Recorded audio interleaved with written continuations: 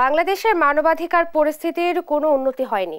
গেল বছরে বাংলাদেশের মানবাধিকার পরিস্থিতি যুক্তরাষ্ট্রের বার্ষিক মানবাধিকার রিপোর্টে এমনটাই দাবি করা হয়েছে। প্রতিবেদনে বিচার বহির্ভূত হত্যা, গুম, নির্যাতন, বিরোধী দলের শান্তিপূর্ণ সমাবেশে বাধা ও মত প্রকাশের স্বাধীনতার উপর বিধিনিষেধের মতো বিষয় এতে উঠে এসেছে। আরও জানাচ্ছেন লুৎফুর কবির। 2023 সালে বাংলাদেশের মানবাধিকার পরিস্থিতির উল্লেখযোগ্য পরিবর্তন হয়নি এমন দাবি করে প্রতিবেদন প্রকাশ করেছে মার্কিন পররাষ্ট্র দপ্তর। সোমবার প্রকাশিত মানবাধিকার চর্চা বিষয়ক বৈশ্বিক প্রতিবেদনে বাংলাদেশ সহ বিশ্বের বিভিন্ন দেশের মানবাধিকার পরিস্থিতির মূল্যায়ন তুলে ধরা হয়েছে। 80 পৃষ্ঠার প্রতিবেদনে বাংলাদেশের মানবাধিকার অবনতি থেকে সাংবাদিকদের উপর গুম খুনের বিষয়টি সামনে এসেছে।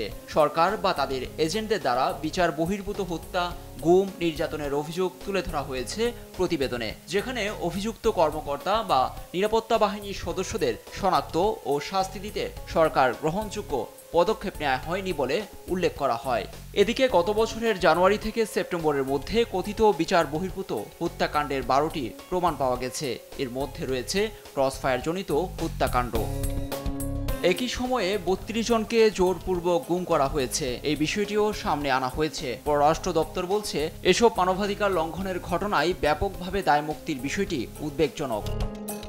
রাজনৈতিক বন্দীদের উপর দমনপীড়ন, অন্যায়ভাবে বন্দির বিষয়টিকে মাত্রাতিরিক্ত বলা হয়েছে প্রতিবেদনে। বিরোধী দলের নেতাদের রাজনৈতিক সমাবেশে প্রতিনিয়ত বাধার শিকার হচ্ছে বলেও উঠে এসেছে।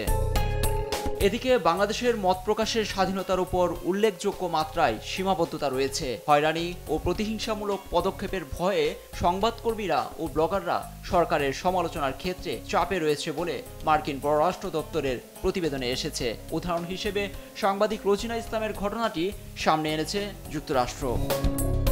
লুৎফর কবির, নিউজ ডেস্ক, দেশ টিভি।